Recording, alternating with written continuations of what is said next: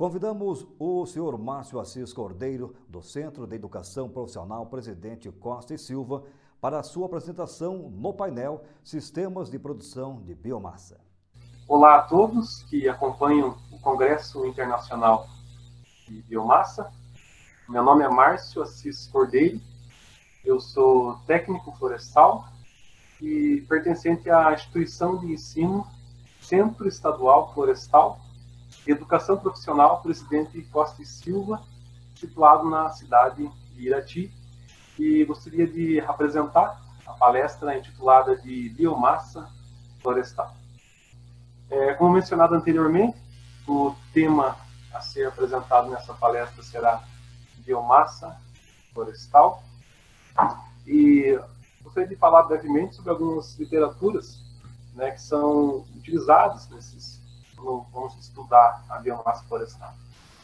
A mensuração florestal, dendrometria e inventário florestal. Esses dois livros são da Universidade Federal de Viçosa, né, mensuração do professor Hélio e dendrometria do professor Carlos Pedro. Também temos o livro de quantificação de recursos florestais, do professor João Luiz, e também energia de biomassa florestal, da professora Marta Andréia Brandi.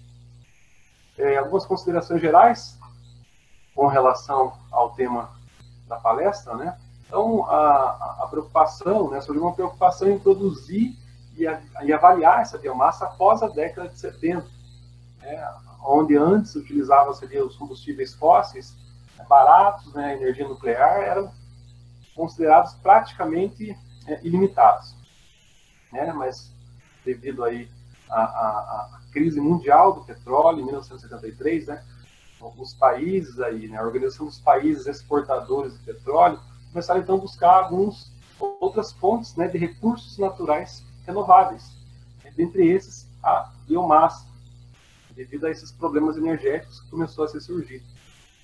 Hoje nós temos alguns programas aí, né, que é os projetos RED+, dedicados mais a florestas nativas, e o MDL, né, que é para florestas plantadas.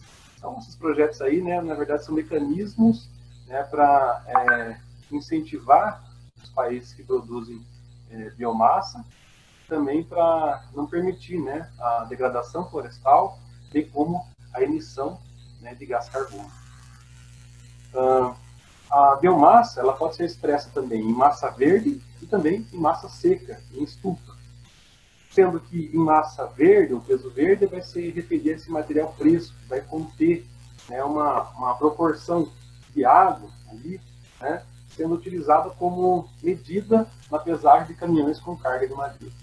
E ao passo que a massa seca ali, né, em estufa, ele vai utilizar ali os componentes, né, as cascas, os galhos, e após uma secagem de 105 graus Celsius, né, com peso constante, nós vamos ter então a massa seca. A biomassa também refere-se à árvore, o fuste mais a copa, ou a qualquer uma das partes, que é a biomassa da ponta, dos fustes, dos galhos, né, segundo o conceito do professor Hélio, né, Campos e Leite de 2017. Vai representar também um outro conceito de caldeira, né, que, citado por Urbano e colaboradores, vai representar matéria orgânica armazenada em um determinado ecossistema. Vai especificar, né, o valor desses componentes presentes e, logicamente, fundamental nesses estudos de ciclagem de nutrientes, conversão de energia, absorção e armazenamento de energia solar. Vai possibilitar que se tirem conclusões para que seja, então, realizada a exploração racional desses ecossistemas. Em termos florestais, esse peso seco, num dado momento ali, floresta, da sua produção florestal, e vai englobar toda essa parte vegetal das plantas, né, que, como foi mencionado, os galhos, as cascas, as folhas, a madeira que não é utilizada ali no processo fabril, ali, as árvores quebradas ou mortas, e também, né, algumas vezes ali a regeneração dessas espécies no talhão. Podemos mencionar num sentido mais amplo aí, né, ela vai englobar o peso dessa matéria viva da floresta. E também usa muito o termo fitomassa. Então, nós vemos aí que a quantidade desse material vegetal aí, né, ela vai expressar uma unidade de massa. Nós temos, como o desenho exemplifica ali, né, uma biomassa viva acima do solo e a biomassa morta também acima do solo, que é a serrapilheira e a madeira morta. E temos também a madeira ali abaixo, a biomassa abaixo do solo também. Né? Algumas considerações, a determinação dela está envolvida diretamente em questões que envolvem o manejo, né, que vão ser a base dessas pesquisas que serão relacionadas ao uso desses recursos naturais. Em relação ao clima, ela é utilizada para estimar os estoques de carbono, né, que vão estimar, né, a quantidade de CO2 que será liberada ou pela respiração vegetal, queimadas também, ou ainda decomposição da biomassa. Alguns fatores aqui que acabam afetando a produção da biomassa florestal. É o fotoperiodismo, que nada mais é, né, que é o comprimento relativo de luz.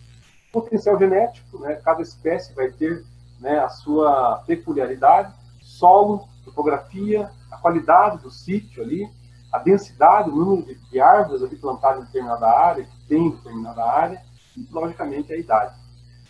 Algumas zonas temperadas ali, com relação à produção ainda, nas zonas, observou-se alguns estudos aqui, qual foi feito esse quadro comparativo, nas zonas temperadas, a produção, as culturas é 1,5 vezes mais alta nas zonas temperadas que nos trópicos.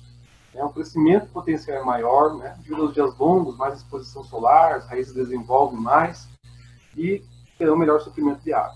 E as perdas por respiração nos trópicos também é maior em zonas temperadas. Nós temos aí, né, as perdas por transpiração, desrama de folhas, né, e desrama dos galhos e mais raízes.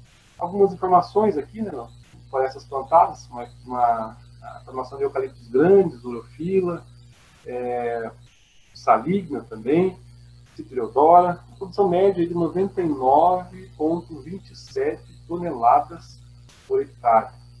Ao passo que nas florestas naturais, né, segundo alguns estudos de Santos, a produção média aí ficou em torno, né, de 255 toneladas por hectare, levando-se em consideração a floresta, né, atual, a floresta densa do Radan, a floresta densa da FAO também.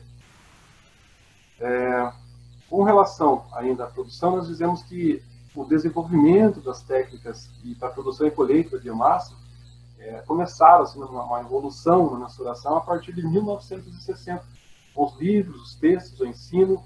Jung, em 1964, deu o conceito da árvore completa, que seria nada mais, nada menos, né, que a utilização completa da árvore, não somente de partes dela. Nós vemos algumas propostas que foram defendidas em várias publicações, né, do Jung, do Auster, Baldwin, Clark, dentre outros aí. Então, vemos aí o aumento do grau de aproveitamento da árvore por indústrias de todo o globo, após esses estudos aí, né, de maneira pioneira, lá no Serviço Florestal Americano, em Denver, Colorado. Implantação. Na produção e avaliação, nós temos aqui a implantação e manejo de florestas energéticas, que é o carvão, a lenha, o etanol, os resíduos da floresta e das indústrias. Os inventários convencionais, os inventários de biomassa, né, onde vai se levar em consideração o peso seco, a forma das copas e a densidade básica variável. E, né, o objetivo ali também, né, o carbono, né, são os micro e macronutrientes. Temos a relação de volume, essa ilustração aí, ela vai exemplificar, né, como que seria o mesmo veículo transportando, né, diferentes partes, aí, diferentes tipos de biomassa. Né. Temos a relação entre peso e volume aí, bem distinta, né, entre galhos, entre árvores e ponteiras, cavaco, fardo e madeira políssamida. Né. As vantagens com relação a peso e volume. A maioria dos estudos de crescimento do inventário é com peso, eles vão usar o volume.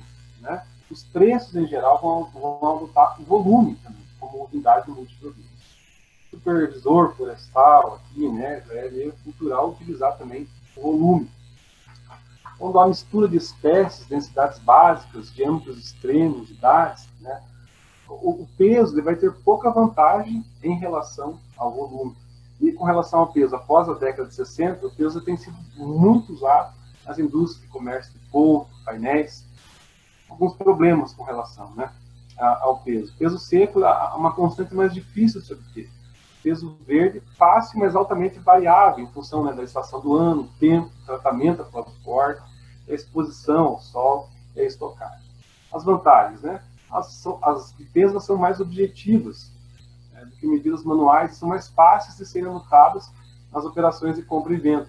O método é rápido, fácil também, né, e o maior volume de madeira pode ser pesado no menor tempo com menos pessoas. O custo desse transporte, né, vai depender mais do peso do que volume.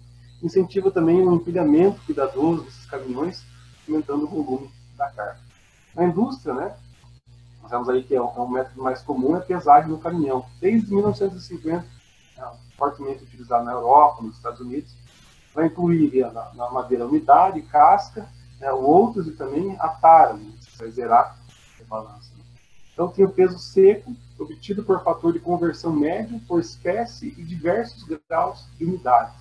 A gente usa os medidores de umidade. Temos aqui as florestas em pé, vamos exemplificar de maneira bem breve, mesmo assim. A Arte Marx, em 1973, eles mostraram 4 técnicas ali, né, para avaliação da biomassa. Seria a árvore média, a árvore estratificada, a unidade de área e também a regressão. Temos então aí a classificação desses métodos de biomassa, né? Então temos o método direto e temos também o método indireto, né? A técnica de árvore média ali, basicamente, ela vai utilizar o inventário florestal, onde nós temos a frequência por hectares, né? Amostrar as árvores médias, né? E também é utilizado mais em florestas homogêneas. Já a técnica de árvore estratificada, tudo vai, né, se originar a partir do inventário florestal, para ser estabelecidas as classes de diâmetro, e irão se mostrar as árvores representativas dessas classes. Diferente da técnica da árvore média, na técnica da árvore estratificada, né, ela é mais utilizada em florestas multianes. E nada mais é, né, que um refinamento dessa técnica da árvore média que foi mencionada anteriormente. Já na técnica de unidade de área, né, nós vamos ter aí as parcelas representativas, né, e mais utilizado em florestas que ali, né, os troncos são mais tortuosos, são mais irregulares. Aqui, né, nos biomas brasileiros, podemos citar na Caatinga, no Cerrado. Uma característica dessa técnica também é que são utilizadas parcelas mais pequenas, e o peso verde da parcela, né, ela vai, então, ser uma amostra para peso seco. Né? Então, o peso verde em relação, retira uma amostra para peso seco. E, em comparação com essas outras estimativas aqui, nós temos o método indireto, que vai utilizar já os modelos matemáticos, vai utilizar a parte da geotecnologia, né, que é o sensoriamento remoto. A vantagem, né, em relação à técnica dos métodos utilizados nos métodos diretos, né, uma maneira ali não destrutiva, vamos dizer assim, né? E o método direto, ele vai dar as determinações ali, né, são valores ali, né, mais precisos, né? E o método indireto, ele vai utilizar a questão das estimativas. É importante ressaltar também, ultimamente tem se observado a utilização de ferramentas de inteligência artificial para se obter estimativas mais apuradas.